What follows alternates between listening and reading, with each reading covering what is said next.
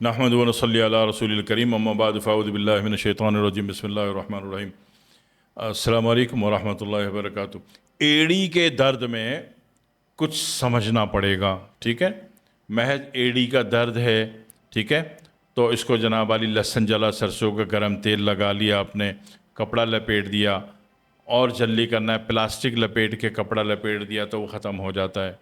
दूसरी बात ये कि मेरा R4 का तेल पड़ा है आपके पास, तो आपने एड़ी के दर्द में, ये हर दर्द में काम करता है, तो वहाँ पे जनाब वाली आपने आधा चाय का चम्मच चम्मच समेत चूल्हे पे गरम करके एड़ी पे लगाया, प्लास्टिक का शॉपिंग बैग लपेट के घंटे के लिए कपड़ा लपेट दिया, इससे भी एड़ी का दर्द ख़त्म हो जाता है। एड़ी का दर्द, नमक मिले नीम, गर्म पानी में क्वार्टर बाल्टी पानी ले ली, 1 कप नमक डाल दिया कोई सा भी, और उस गर्म पानी में हल करके पाँव डबो के बैठ गए आधा घंटा पानी के ठंडा होने तक, तो उससे भी एड़ी का दर्द ख़त्म हो जाता है, ठीक है। महज कोई भी पेन किलर ऑयल लगाया उससे ठीक हो गया तो उससे भी ठीक हो जाता है। नहीं तो फिर देखिए कि आपको यूरिक एसिड तो बढ़ा हुआ नहीं है, ठीक है। यूरिक एसिड अगर बढ़ा हुआ है तो पहले सीधे पाँव की एड़ी में और पंजे में दर्द आएगा, ठीक है। तो फिर आपने यूरिक एसिड का टेस्ट करवा लिया और यूरिक एसिड का इलाज करवा लिया।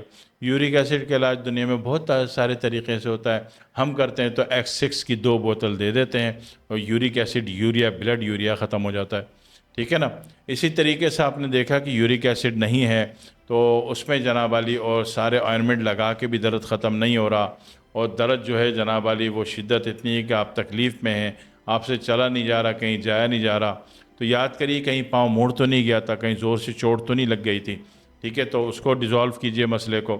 और फिर अगर चोट लगी थी और फिर दर्द है, जैसे बाइक वालों के साथ कोई मसला हो जाए, तो फिर एक्सरे करवाना पड़ेगा और फिर उसको आर्थोपेडिक सर्जन का केस बन जाएगा।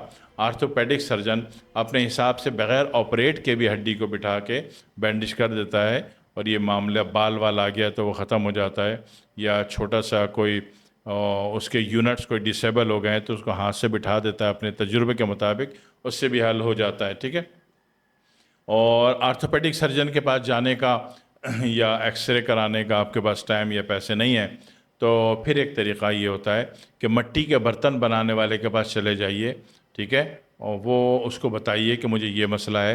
वो आपकी शक्ल, हुलिया, आवाज़, बॉडी लैंग्वेज, वो पढ़ा लिखा नहीं होता, उसको रिपोर्ट पढ़नी नहीं आती उन लोगों को, लेकिन उनको अल्लाह ताला ने एक शक्ति दी है कि वो, उसके दिल फिर एक फ़ैसला करता है, उसका सब कॉन्शियस एक फ़ैसला करता है।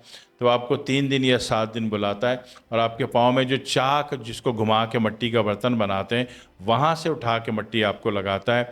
3 दिन बोले 7 दिन बोले, उसकी मर्ज़ी, इतने दिन जाना पड़ेगा, तो वो लगाता है और आप सही हो जाते हैं। और उसमें जो है जो चाक की मिट्टी होती है वो आपको 10 करोड़ रुपए की भी नहीं देगा, उठा के लगा देगा, पैसे नहीं मांगेगा, लेकिन पैसे ज़बरदस्ती जब भी जाएं 200, 500, 400 उसकी जेब में डाल दिया करें, फ़ायदे में रहेंगे, ठीक है, ताकि वो दिल से, मोहब्बत से, इखलास से लगा दें आइंदा, और आपका काम जल्दी अच्छा हो जाए। और हमारे पास जो इसका आखिरी मैनेजमेंट है वो 2 एतबार से है।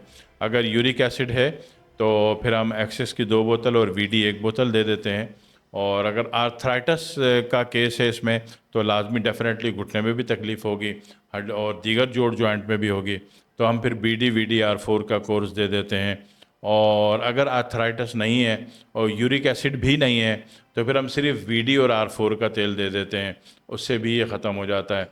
ये सारे मैंने सारे जितने भी ऑप्शन हो सकते हैं पॉसिबिलिटीज़ के, वो आपको अर्ज़ कर दिए। अब आप देखिए कि आपने क्या करना है।